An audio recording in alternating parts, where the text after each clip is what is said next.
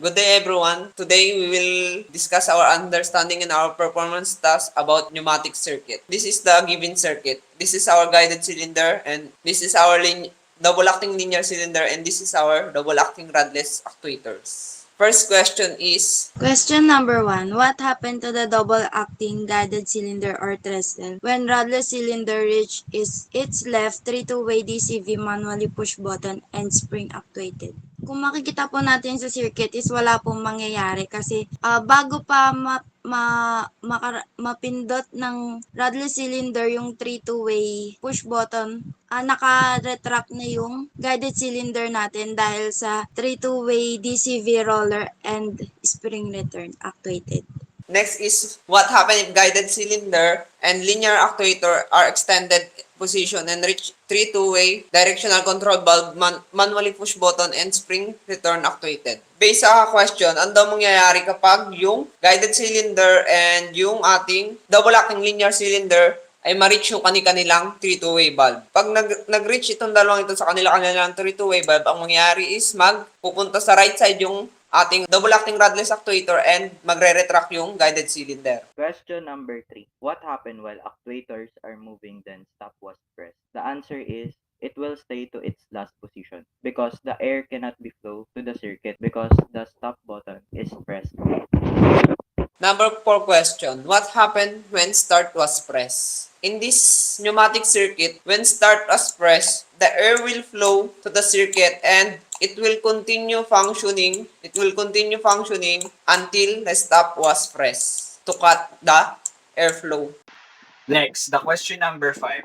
What happened to rodless cylinder when double-acting guided cylinder reached the 3-way DCV manually push button and spring return actuated? The answer is nothing will happen. Since dito sa pneumatic circuit na to, pag na-actuate yung 3-way valve dito sa double guided cylinder, the rodless cylinder will stay at his current position. Mag-actuate lang siya kapag yung double linear cylinder ay na-actuate din. Sa question number 6, what happened the rodless cylinder reached its right to two-way DCV manually push button and spring return actuated? Ang sagot dito ay pag tinamaan tong valve na to, mag-actuate yung 5-way valve and spring return at mariretract itong double acting linear cylinder at babalik siya sa right side ng double acting rodless actuator. Number 7. What happened when the guided cylinder extend and reach its 3-way directional control valve and manually push button and spring return actuated? Ano daw mangyayari kapag na-reach ng guided cylinder yung kanyang valve? Ang mangyayari is kapag na-reach ng guided cylinder yung valve na ito, ang mangyayari is mag-extend yung ating double acting linear cylinder at tatamaan yung ating 3-way directional control valve roller and spring return actuated.